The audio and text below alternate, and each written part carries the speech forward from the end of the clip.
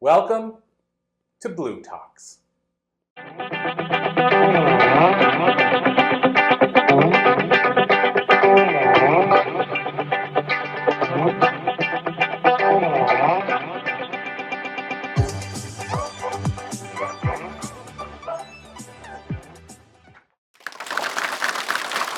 Great. So I'm super excited. As you guys know, you've already been down this path with us that we're doing a live sort of podcast interview, video interview. I have Angela here with me, and I'm going to jump right in because honestly, 20 minutes isn't a long time. So Angela, where I usually like to start is to get our guests, instead of me reading a bio, to tell us about themselves. Can you tell us a little bit about yourself before we dive right in? Sure. So my name's Angela Campagnoni. I have been in the fashion industry since I guess I started in 1988, so a long time ago, as a teenager. I have gone into various areas, manufacturing. I created Atlantic Fashion Week, which is an event that's here in the city. We're going into our 14th season. I guess really my life has always just sort of been in anything to do with that industry, as well as an author. I've written a children's book, and I'm in the process of launching my second children's book. So not about fashion, which always surprises people. It's to help children with loss and dealing with death. So a little bit of everything. So the Fashion Week, I mean, I'm curious, this is diving right in, but did COVID impact? Oh, yes. Okay, because I feel like we've taken a pause. This is actually the first year we're looking to bring it back. There has been various other events happening in the city, which has been great. It's kind of, still keeping people interested in the city. I started Fashion Week in 2008. And it was really to help young designers get some recognition. It's really expensive to put on those type of events. So for a young designer to be able to have a full showcase is near impossible. So we've done a great collaborative event. I think we've held over 25 different shows now and featured over 250 different designer lines. We took a pause, obviously, with COVID because, everything shut down. And even coming back now, I look at it as kind of like the big reset. So we were doing the same show over and over and over again, but I kind of had that time now is, what do I really want the show to evolve into? Mm-hmm. Just putting on a show and it's great and it's, they get a little bit of publicity, but really how does that help their business? And that's kind of what we've been taking time to build an event that isn't just the fun and the lights and the showcase, but also a bit of an education component and something to actually help that designer take what they're doing and try to help them create a sustainable business for themselves. So we're hoping this fall maybe to have a small version just as a relaunch, and then next year really looking into the whole overall, impact. So when you say small, how big did it get? And then the other side to that is I'm curious, sponsors I'm sure play a big part in running an event like that. How hard is it to bring sponsors into fashion? In Atlantic Canada. It depends what type of sponsors. We had sponsors that have been with us since the beginning. So like Redken was always our backstage hair and makeup. They came on before there was an event. That was kind of how I did it. I didn't just announce we're doing the event and then go look. I found the sponsors first and then built the event.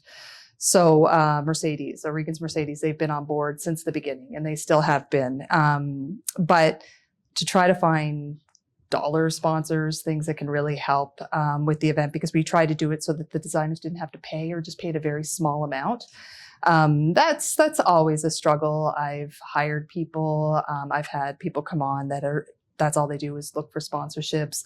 The government also launched a new sort of an arts grant that you can apply for that helps, people within the industry.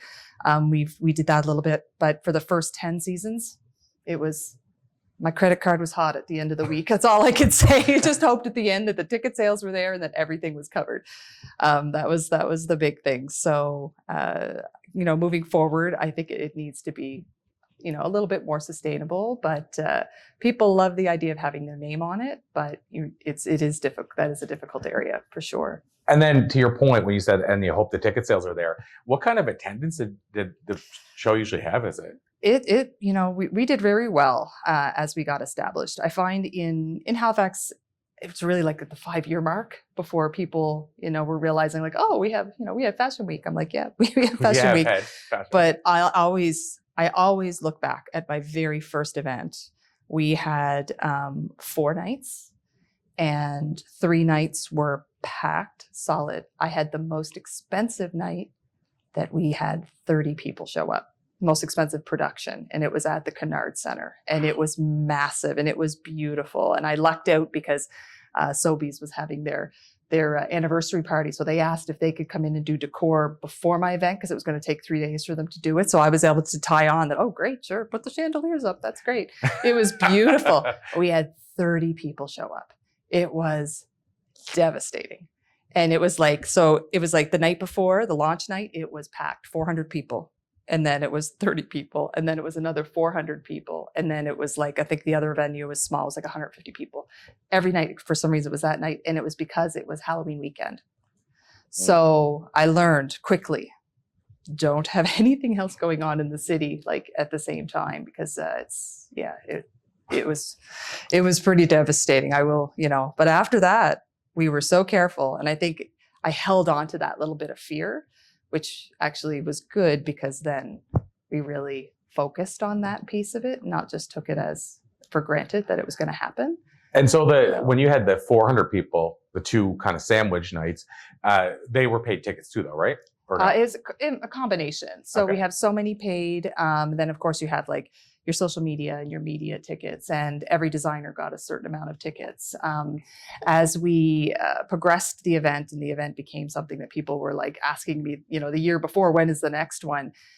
We started to really allot the tickets a little more securely so that, we know that it was covered. So we sold tickets through a ticket vendor and like a Ticketmaster, and we were pretty strict on that and what we gave away. So that was a big thing. Once the event became something people wanted to attend, you slowly back out free tickets. That makes sense. Well, and the reason I asked you that about the other nights is because I was just curious that would help offset at least the loss. Yes. Like if you only did the one night and it was 30 people. Yeah. That would be even more traumatic, I would think. Yeah, at that time, I used to own a modeling agency here in the city. So I kind of looked at the loss. That event overall was a loss financially, but I looked at it as kind of marketing for the company. So, I was able to sort of absorb what wasn't covered. But moving forward, and once I eventually sold the business, sold the modeling agency, and just kept the Fashion Week, I had to be very, very strategic because. Yeah. And I want to dive into the other part of your life, if you're okay with saying where you work and the stuff, because we've talked about that before. But the modeling agency, I remember that, but I can't remember the name. So it was City Models. So, okay, it's still in operation. It's a great agency. I built it up. It had been in business at that time, I think about 15 years when I purchased it, and then I owned it for about 7. And my focus was really, outward. We did a lot of not just that typical fashion modeling, like we did a lot of promotional work, worked with a lot of liquor brands around Atlantic Canada, doing like their liquor store tastings and that type of thing. You have to be very adaptable. People go in and they think, oh, I want to have this fancy agency and I want to do runway. I'm like, well, it is still a small city, so you have to be able to offer services that are obviously more pliable in what you can find. So, I really enjoyed that. It was kind of full circle for me because when I started, it was with the agency. And my parents put me in modeling and when I was 14, because I was tall and gawky, and they thought, oh, that'll give me self-confidence. But the modeling industry in the 80s was not where to put somebody for self-confidence. It was the best, I think the lessons I got from that was, I really learned what I didn't like and what didn't work and what I was willing to do and not willing to do to get to certain areas. So, I took that in through my life. But I think actually once I graduated from design and I moved into manufacturing, those were probably the best lessons I've ever had was, and I teach this to a lot of designers when they sit and ask me, I was like, work for somebody first. Everybody wants to, graduate design school and put their name on a brand and take off. But if you can work for somebody for a year, especially in an environment like a factory environment in manufacturing, there's so many personalities that you have to learn how to navigate. That I think at 21, when I started in manufacturing, that was the best lesson. Immersing yourself into a culture of a lot of a lot of different people, and people have been there maybe for their life, and seeing the new person come in, it was a lot of great lessons in that. So, well, and then I know I still have time to ask you about the other stuff you do. So I'm going to ask you one more question on the modeling side. From your perspective, how big of an impact, and you could say positive or negative or neutral, has the reality show world had on both the design business and the modeling industry? Because there's like so many shows now. Like, I know more about design. I still don't know a lot. I know more about design than I ever thought I would know because of reality TV. And I know Shelley for a while. She's not anymore, but she was into all the different shows. And so like the average person is watching a reality show with people competing and making a dress from scratch in an hour. Like, I know it's probably not reality sometimes, but how big of an impact has that had on helping the industry grow? There's a double-edged sword to that. And it's funny, I actually just read this post. Somebody got annoyed because it was a reality star was in this big fashion show, and they were walking runway, and they'd made the comment about, oh, when I was, into fashion, they were real stars, like the whole, Cindy Crawford and all these women. I was like, that's because we were given a very small look into the fashion industry back in like the 90s because social media didn't exist. So stars were the ones that were actually just in the magazines and maybe fashion television and those type of things. Once social media happened, it was difficult as an agency owner because all of a sudden everybody was a model. Right. Everybody was getting, free items to model it on Instagram, and they were all excited. They were willing to do it because, hey, I got a free hoodie. And, and yet there's so much legalities by giving your photo out to a brand. Whether, we would negotiate, okay, you can have rights to use that image for a year, and after a year you have to repay for the rights. But people running out and doing this and doing it for free, their image could be used for 20 years, and you're not being compensated. So there's the good and the bad.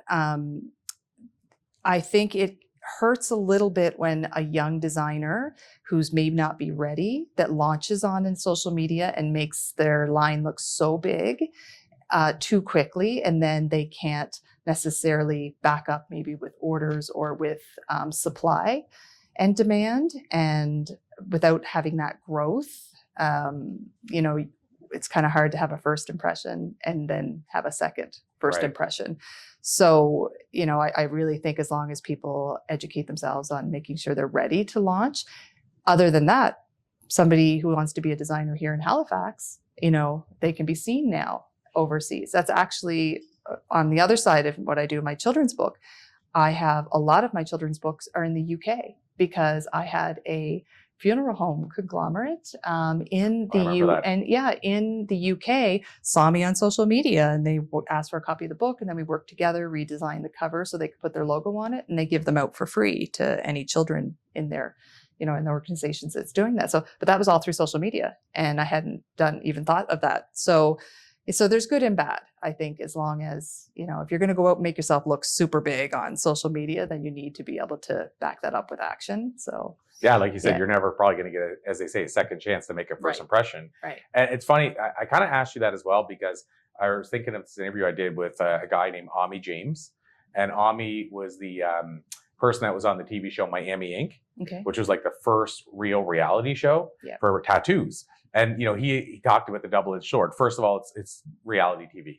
So he said, like, you don't see the stuff that's being set up behind the scenes. Right. Like, let's set this up. Sometimes he said they're just throwing two people in a fire and saying something will happen. Let's film everything. But sometimes it's like, let's pretend that's a big deal that isn't. Yeah. And so I think there's a challenge if you're somebody that's authentic, but at the same time, you understand why they're doing this. But what he said, which I thought was fascinating, he said people were all knocking him for being the one that kind of was the first show, because then it blew up huge. And he said he realized that if it wasn't him, it was going to be the next tattoo artist. Like there was 20 tattoo artists on his street that would have said, yeah, put me on TV and make my shop blow up. And he said, I wanted to do it because I wanted to do it in the right way. Right. Like I wanted to fight the wrong decisions. I wanted to be authentic about tattoos. One of the focus on that show was the tattoo. Yeah. Why are you getting this tattoo and showing the tattoo? And he wanted to be about that. And he felt it's a better of two evils because somebody else might take this and just poison our industry. Like he believed so much in tattoos. But the point is he still says it's a double-edged sword. So tattoos now where everybody either has them or they know at least their next friend has one. And so he said like tattoos are commonplace now, and they weren't really before that. but he said he knew it was a responsibility that he wanted to take on because somebody else would have. It could have made it worse. Yeah. But it still doesn't change the fact that it's a different world now because of it. Yeah. So I was just curious your thoughts how that's impacted fashion, because tattoos now, like I said, are a totally different thing because of reality TV. Yeah. Yeah, So it definitely helps to broaden the awareness of a brand or a young designer. It's just that, all of a sudden you can blow up. And then again, if you're not ready, if you don't have the experience to back it up, then, you can have a lot of issues. And there's this massive cancel culture. So there's a big thing right now sort of in the design side of the industry called about greenwashing, when a company tries to make it that they're more environmentally friendly when really they're not, and they're getting called out for it.